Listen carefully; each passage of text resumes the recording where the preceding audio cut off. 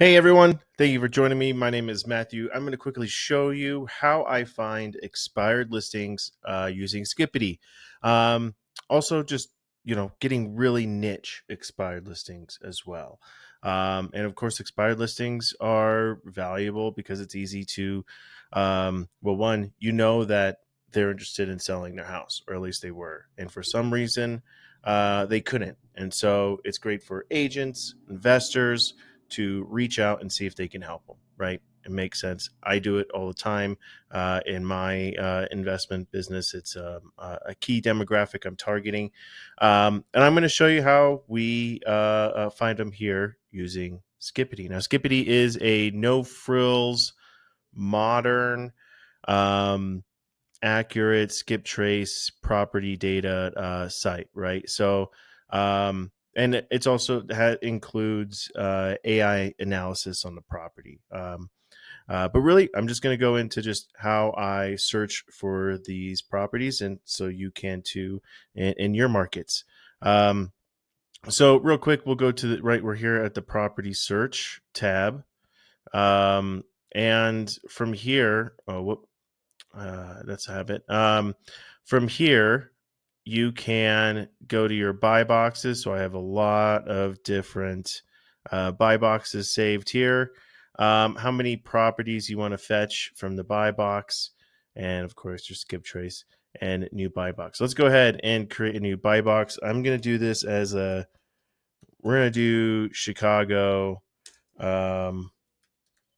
Expired listings. I always name these, as like the niche location and the avatar I'm targeting, so it's easy to find and come back to this buy box and pull new relevant data, right?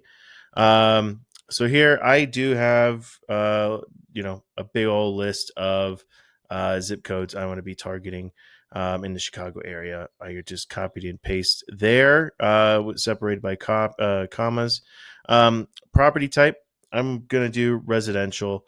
If you wanted, just so here you can match all, right? So if I wanted residential and it had to be something kind of weird, like I don't know, residential is kind of a hard one for this, but if it was commercial and you wanted industrial kind of thing, here you could do include, so you could do residential and commercial properties. I'm going to do that actually. I'm going to throw in commercial because I have some commercial buyers in that area, so we're gonna do that there. Now we could do like minimum beds that we want to be polling, minimum year built, what's the size of the property, bathrooms again, square feet, right? How large, what's the minimum square feet we want? I'm not going to do that right now. Here on the quick list, this is where we get to our expired listings. Okay. So here I'm looking for residential and commercial expired listings in all these zip codes. Let's go get a count. Okay. You always want to get a count before you just go ahead and save your buy box.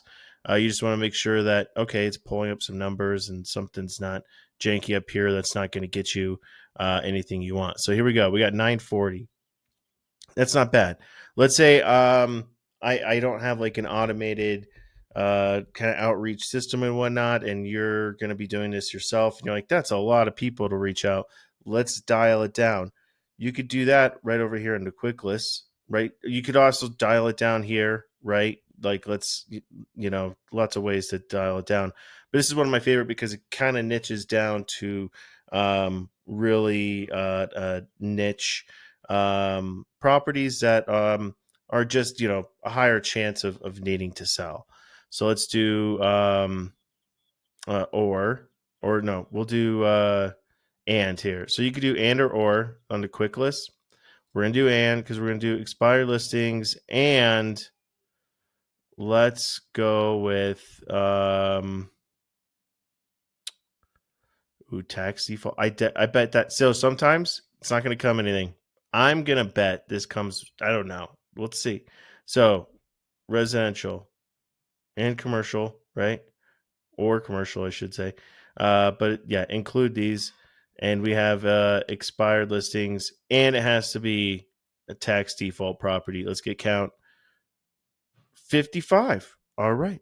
That's a nice little number. So there you go. You got 55 people right there that have tax default notices and it's expired listing.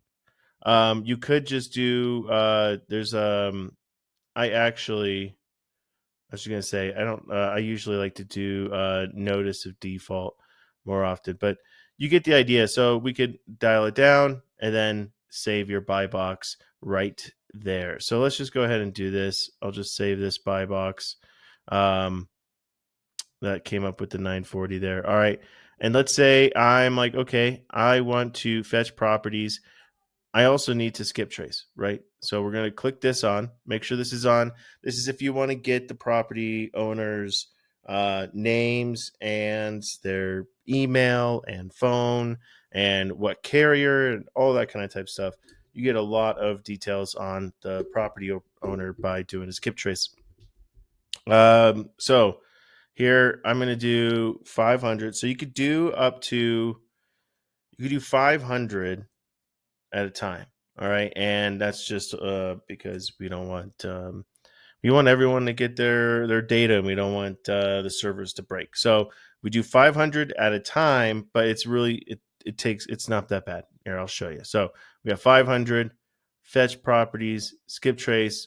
Let's go. So now we fetch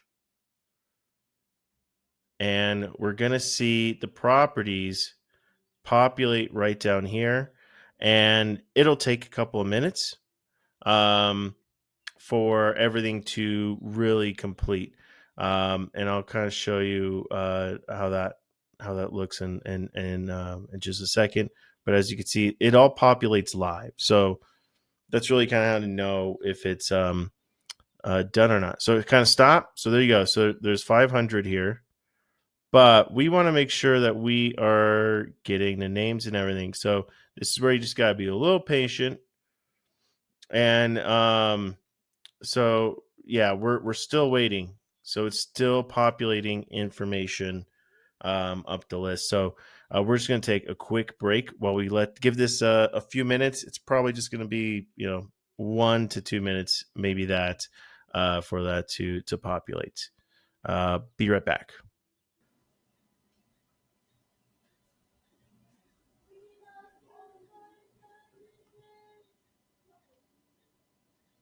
Uh-oh.